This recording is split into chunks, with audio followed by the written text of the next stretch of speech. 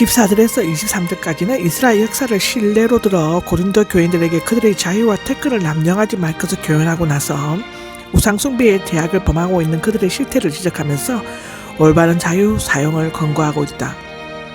14절에 보면 그러므로가 나오는데 12절에 그러므로보다 더 밀접한 논리적 관계를 나타내고 이스라엘 백성들을 본보기로 우상숭배 축제를 참여하는 고린도 교회의 상황을 적용시키고 있다. 이스라엘까지도 그 죄 때문에 멸망하였으므로 너희도 역시 우상숭배를 피하지 않으면 안 된다는 것이다.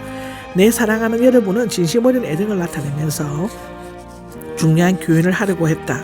여기 피하십시오는 전치사를 사용하여 훨씬 더 멀리하라를 의미하고 있고 고린도의 그리스도인들의 이교 신앙의 배경을 살았는데 이 이교 남신과 여신들을 섬기는 신전들을 어디에서나 볼 수 있었으면서 특히 아프로디테로스 숭배는 강한 유혹의 대상이었다. 이 유혹에서 벗어나려면 음행의 경우와 마찬가지로 피해야 한다고 성경은 기록하고 있는 것이다. 여기 지혜 있는 사람들이 나오는데 바울은 스스로 지혜 있는 자라고 자칭하는 고린도 교인들에게 참된 지혜 있는 자로서 올바르게 판단하고 인식이 커서 건면하고 있다. 그들은 성찬에 참여하는 것과 귀신들의 식탁에 참여하는 것이 근본적으로 모순되는 것으로 판단해야만 한다고 하는 것이다. 축복하는 축복의 잔인데 그리스도인들이 성찬을 거행하는 동안에 마시는 포도주 잔을 의미하고 믿음의 행위로서 성찬의 포도주를 마시는 것은 그리스도께서 흘리신 피로 얻은 위기에 참여하는 것이다. 그리스도께서 십자가에서 피 흘리심으로써 사람이 의롭다함을 얻고 하나님과의 화해의 길이 열리게 되었는데 때는 빵 성찬에서 떼어먹는 빵 덩어리인 것인데 여기에서 성찬의 원래 순수한 달리 빵보다 잔이 먼저 언급된 것은 그리스도께서 흘리신 보혈을 강조하려고 했기 때문인 것이다. 여기 참여하는 것은 교제하는 것을 의미하고 성찬은 그리스도를 중심으로 위로하는 하나님, 옆으로는 사랑과 교제하는 예식인 것이다. 잔과 떡은 그리스도의 피와 몸을 상징하는 것으로 문자적으로 먹으며 살과 피가 되는 것이 아니라 모든 성도가 한 떡을 떼어 나눔으로써 그리스도와 교제를 이루고 서로가 한 몸을 이룬다는 것을 말하고 있는 것이다. 여기 육신상의 이스라엘이 나오는데 혈통에 의한 민족적인 이스라엘을 가리키며 영적인 이스라엘인 교회와 대조되는 개념인 것이고 앞뒤의 구절에서 언급한 성찬에서 함께 먹는 것의 중요성을 유대인의 의식과 비교 대조하고 있다. 희생제물을 먹는 사람들은 유대인들은 희생제물을 제단 위에 태워드리고 남은 고기를 제사장에서 제물을 드린 자들에게 성전들에서 나누어 먹었다고 레위기 7장 15절에는 기록되어져 있다. 제단에 참여하는 사람들은 제단은 제단 위에 드려지는 것이므로 제물을 먹는 것은 제단에 참여하는 것이며 하나님을 예비하는 행위가 되는 것이다. 이에 비추어 볼 때 고린도 교인들의 이방 신전에서 열리는 우상 축제에 참여하여 함께 제물을 먹는 것은 그 이방 신과 교제하는 것과 같다는 것이다. 그 시대 당시의 비유는 그런 것이다. 우상에게 바쳐진 희생제물이 나오는데 우상에게 바쳐진 희생제물은 모두 거짓된 것이며 우상은 실제로 존재하지 않는 것이라고 고린도전서 8장 4절에 나와 있다.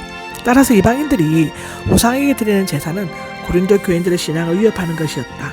우상의 제물을 먹는 것과 우상 숭배에 참여하는 것은 큰 차이가 있는데 바울은 전자에 대해서는 비교적 자유로운 입장을 취했지만 후자에 대해서는 단호한 태도를 취하고 있는 것이다. 아닙니다가 나오는데 강한 반의 접속사이며 앞의 질문에 대한 강한 부정을 나타낸다. 우상들 그 자체는 아무것도 아니고 무가치한 것이다. 그렇지만 우상에 제물을 드리는 이방인들은 그 우상들의 인격체를 지닌 귀신들로 생각하고 그 귀신들도 그 제사에 참여한다고 상상함으로써 그 귀신들과의 사귐을 통해 그 악한 본성을 나누어지게 가지게 되는 것이다. 물론 우상의 제물 그 자체에 어떤 힘이 있어서 사람을 더럽히는 것은 아니지만 그들의 신전에서 함께 먹고 마시는 것은 결코 우상 숭배에 참여하는 것이 되는 것이다. 주님의 잔, 귀신들의 잔인데 당시 헬라인들은 술잔이나 고기 등 모든 음식에 우상의 이름으로 축복되고 봉헌되었는데 이와 같이 신전에서 술잔을 드는 것은 귀신의 세력에 굴복하는 것이지만 성찬에서 주님의 잔을 받는 것은 그리스도에게 속한 자임을 고백하는 것이다. 여기 주님의 식탁, 귀신들의 식탁이 나오는데 주님의 식탁과 귀신들의 식탁은 서로 배타적이고 두 식탁에서는 주인이 주님과 귀신이 되고 그 참석자는 손님이 되는 것이다. 두 주인을 섬길 수 없듯이 주님의 식탁과 귀신의 식탁을 동시에 참여할 수 없다. 고린도후서 6장 14절에서 18절에 기록되어져 있다. 하나님과 죄와 어둠과 비, 하나님과 사탄은 결코 조화를 이룰 수 없으며 주 예수 그리스도와 친교하는 그리스도인들은 마귀와 교제할 수가 없다는 것이다. 질투와 시계가 나오는데 곁에와 질투하다 시기하다의 합성으로 사랑과 신뢰의 배신을 당했을 때 폭발하며 적에 대한 진노보다 더 강한 분노의 감정을 의미한다. 하나님은 질투하시는 분이고 마치 이스라엘을 멸하신 것처럼 귀신이 섬기게 되면 질투하시어 혹독하게 징벌하시는 것이다. 우리가 그분보다 더 강합니까라는 질문을 하는데 수사적 의문으로서 당연한 사실을 반어적으로 묻고 있다. 주님의 능력은 절대적이기 때문에 그 질투가 폭발될 때 그 누구도 그분을 굴복시키거나 그 형벌을 피하지 못한다. 이 질문의 대상은 우상의 제물을 마음 놓고 먹는 믿음에 강하다고 자부하는 자들인데 그들이 스스로 강하다고 하지만 주님보다 더 강할 수는 없으며 결코 주님과 더불어 싸워 이길 수가 없다. 그러므로 가능한 한 빨리 자신들이 지은 죄가 얼마나 무거운 것인가를 깨닫고 하나님께 속해야만 한다. 우상의 제물을 먹는 문제에 대해 결론적인 권면이 있는데 저 우상의 제물을 먹을 수 있는 자유를 말하고 남의 양심을 먹어서는 안 될 경우에 대해 언급한 후 모든 일을 하나님의 영광을 위해 할 것을 권면하고 있는 것이다. 모든 것이 다 허용되었지만이라고 하는데 우상 숭배 문제를 다루고 난 후 우상에게 바친 고기에 대해 구체적인 주의를 주고 있었다.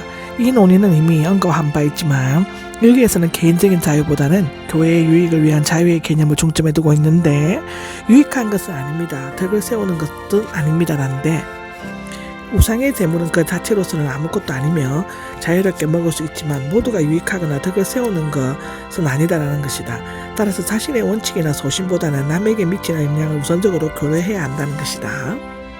자기의 좋은 것은 문자적으로 자신의 것, 자기의 좋은 것보다 다른 사람의 좋은 것을 찾는 것은 그리스도인들이 마땅히 해야 할 참된 자유와 사랑의 실천 원리이며 유익한 것을 행함으로써 구원을 완성하고 덕을 세우는 방법이기도 하다.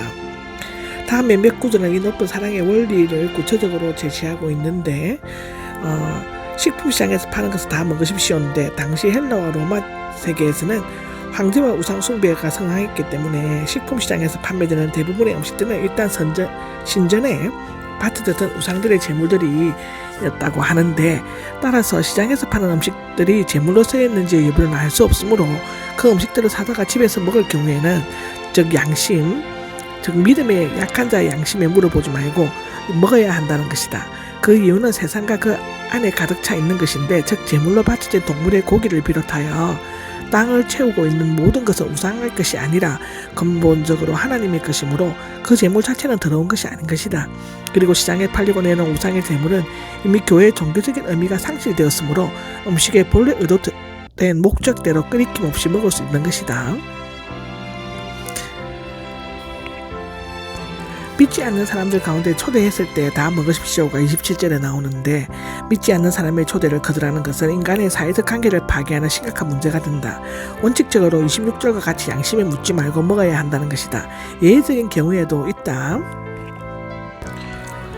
우상에게 바쳤던 음식이라는 말을 들었을 때 먹지 마십시오인데 만일 그 음식이 우상의 제물임을 밝혀졌음에도 그 음식을 먹는다면 그것을 알려준 사람은 우상 숭배를 묵과하거나 우상 숭배에 참여하고 있는 것으로 오해할 수가 있다.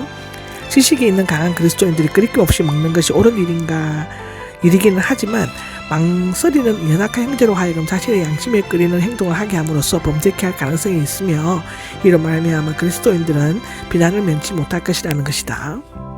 내가 말하는 양심은이 나오는데 지식이 있는 강한 그리스도인은 연약한 형제의 양심에 비추어 굳이 자신의 확신을 변경시킬 필요는 없지만 연약한 자의 양심을 충분히 고려하여 행동을 삼가할 필요가 있다.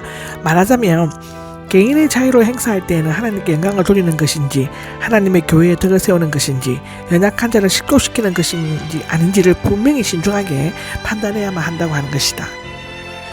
감사함으로 참여한다면인데 이 감사함으로는 은혜로라는 뜻이며 이 용어는 초대교회 그리스도인들이 식사 전에 음식을 주신 대신에 주신 것에 대해 감사기도를 드릴 때 사용하였다고 한다.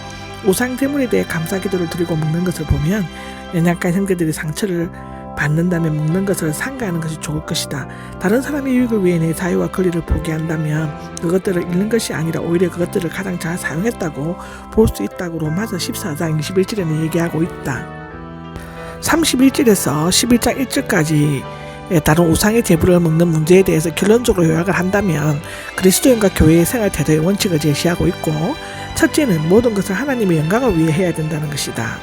둘째는 하나님의 교회에 장애물을 놓지 마십시오라고 32절에 나오는데 걸려 넘어지게 하는 장애물이라는 것인데 31절에 나오는 것은 하나님의 영광은 먹거나 마시는 특정 행위만이 아니고 그리스도인의 전반적인 삶을 지배하는 기본 원리이며 중심 목표이다.